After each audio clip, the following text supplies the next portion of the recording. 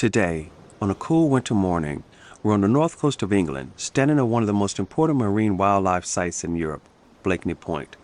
This narrow split of land stretching into the North Sea is just beautiful, but more important than that, it's also vital. Blakeney Point, Horsey Gap, and several other sites along the north coast of England are a sanctuary, a nursery, a living example of how conservation and people can coexist when nature is respected. I'm Dr. Mack, and today on Dr. Mack's Outside, we're observing seals in Norfolk. But we're not just watching them, we're also seeking to understand their lives, their history, and how carefully managed ecotourism helps protect the seals while also supporting local communities. We'll start by boat, heading out to see seals and pups offshore. Then we'll move inland to Horsey Gap, where seals haul out on the beach. And finally, we'll end with a quiet walk along the sand dunes into lesser-known stretches of the coast, where seal pups rest far from the crowds. I arrived at Blakeney Point early, low tide. When the tide is out here, it's really out. What should be open waters and expansive waterways with birds flying around was mudflats. Silvery, rippled, and still. The North Sea feels distant from this point, quiet, almost holding its breath. I know that the tide is coming, but it's not here yet. The boats sit motionless, no water beneath them. This is really waiting on nature, and I had to be sure that I was ready for this tour. The incoming tide moved slowly, almost impeccably at first, sliding back into the creeks and cuts like a living thing returning home. As the passengers waited and the tide slowly came in, we watched as the boat crew slowly did their preparation steps to prepare the boat for the tour. This waiting period is part of the excitement because you know it's going to happen, but you know you can't rush it because no one can control the tide. We're just waiting for a little bit more water. Water wasn't there, so we were wondering, like, are we going to really...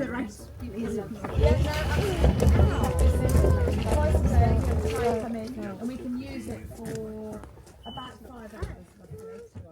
As the boat engine started and stopped several times, I knew we had a problem, and I began to wonder, would this tour even happen? So on top of waiting for a bit more tide, you've also just got to get the boat started, which will be Alfie coming back with a filter. All good. Okay. All good. All good. Is what I'm saying at the minute.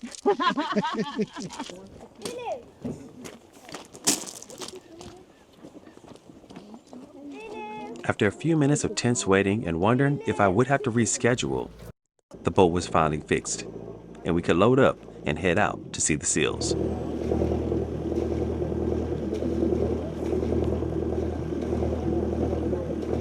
We were moving, slowly at first, easing through the narrow canal, careful not to disturb the mudflats that were alive beneath the surface with worms, shellfish, and invertebrates, all part of the food web that support the seals that we were about to see.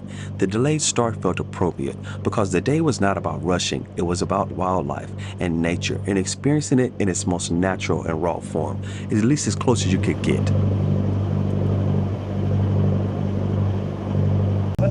But every single one of these buoys you see around us now we'll have a boat on in the summertime. It's quite a busy little harbour for the size of it.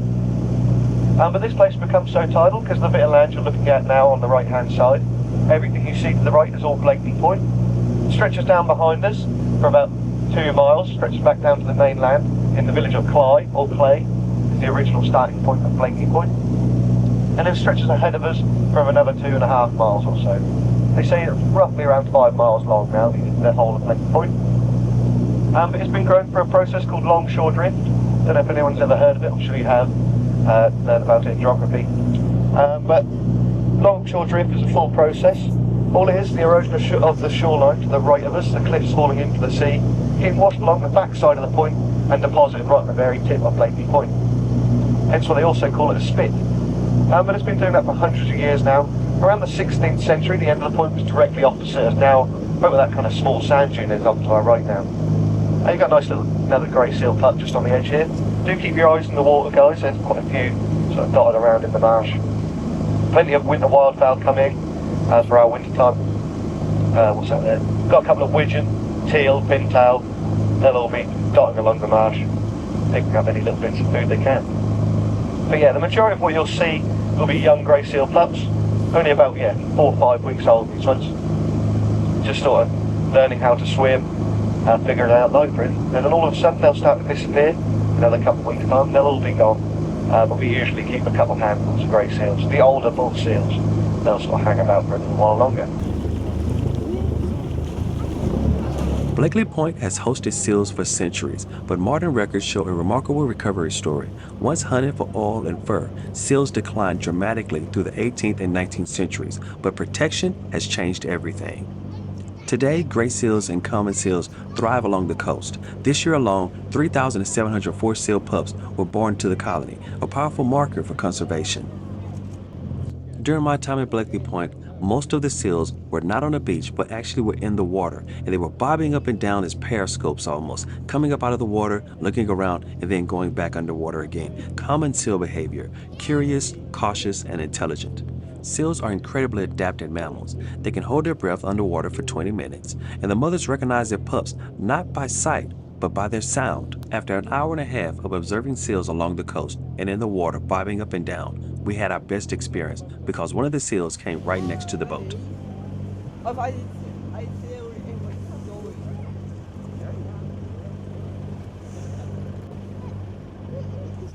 One of the most important things about these boat tours is what doesn't happen. The boats keep their distance, the engines are cut near haul-out sites, and they never chase, crowd, or circle the seals. This is managed ecotourism education and access without disruption. And because of that, seals remain calm. They don't flush and flip out into the water. Mothers stay with their pups, and stress stays low. Seal pups are born right on the local sandbanks and beaches during the winter months. Gray seal pups are born with that distinctive white coat, which keeps them warm, but it's not waterproof. That's why they must remain on land for the first several weeks of life. During that time, mothers nurse pups with milk that's more than 50% fat. Pups gain weight rapidly, sometimes 2 to 3 kilograms a day. Mothers do leave the pups alone for hours, but they're left so that the mother can go and feed. The pups are not abandoned. People often assume that a lone pup is in distress. In reality, the mother is likely offshore feeding and will return to the pup after several hours. It is important to stay away from any seal pups that you see alone on the beach.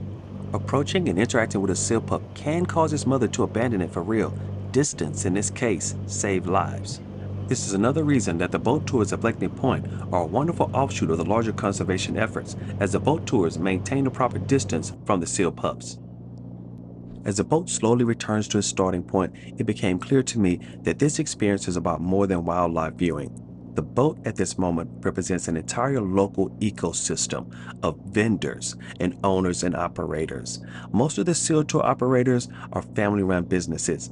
These businesses span generations. Knowledge isn't just passed down through manuals, it's through shared lived experience, understanding the tides, reading the weather, knowing what things that could be done that could potentially upset the seals or stress them out, and what could help keep the seals settled. These operators don't just take people to see seals, they protect them. They're interwoven in a network of seals and humans, all working together and coexisting and living together. The operators work closely with conservation groups. They follow strict codes of conduct and often act as the first line of education for thousands of visitors each year. Tourism drawn by the seals supports the wider coastal economy of Norfolk. Local cafes and pubs fill after the tours. Guest houses and rental properties stay booked through the winter months. Shops, car parks, and coastal villages benefit from the steady seasonal income.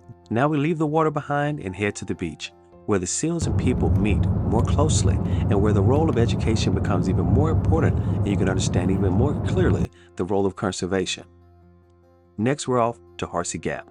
Horsey Gap is a place shaped as much by history as it is by tide and wind. The word gap is literal. Horsey Gap was once a vulnerable opening to the coastal dunes, prone to storm surges and flooding. For centuries, this stretch of coast was defined by defense, holding back the North Sea, protecting farmland and villages through the inlet. The dunes you see at Horsey Gap today aren't entirely natural. Many were stabilized and reinforced over time with grass and fencing, early examples of humans learning to work with the coastal processes rather than working against them. For much of its history, Horsey Gap wasn't even known for wildlife viewing. It was known for survival. Fishing communities, coastal farmers, and lifeboat crews all depended on the coastline. Seals were present, but they weren't the focus. In early centuries, seals across Britain were often viewed as competitors for fish, and in some places, they were actively persecuted. But in the late 20th and early 21st centuries, the protections increased for seals, and the populations began to recover. Horsey Gap quietly transformed. What was once a vulnerable break in the dunes became something entirely different, a nursery for seals.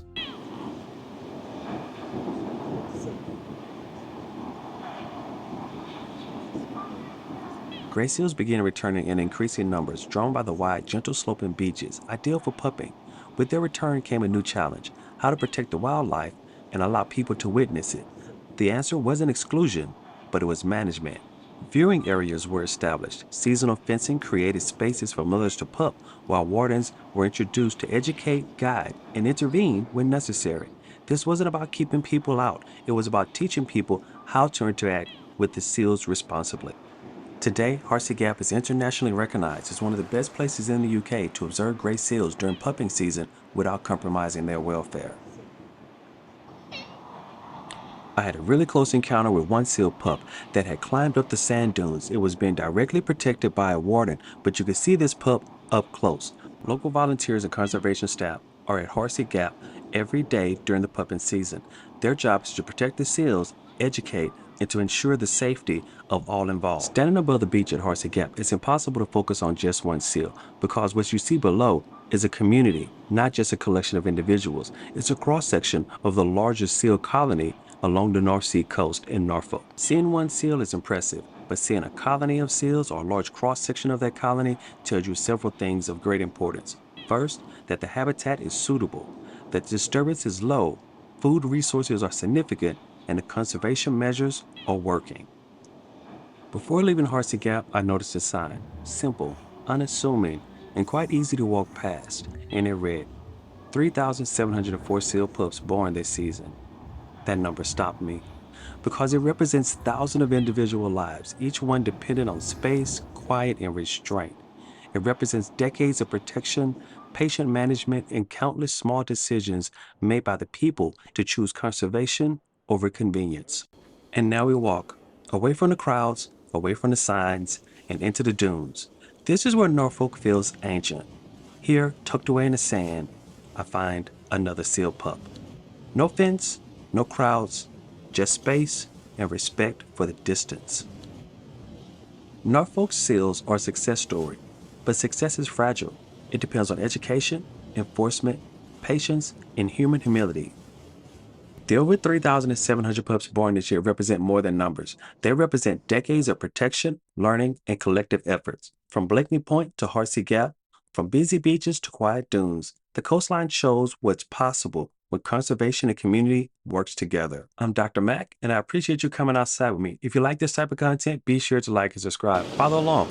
I'll keep going on great nature adventures, and I'd love to have you along with me.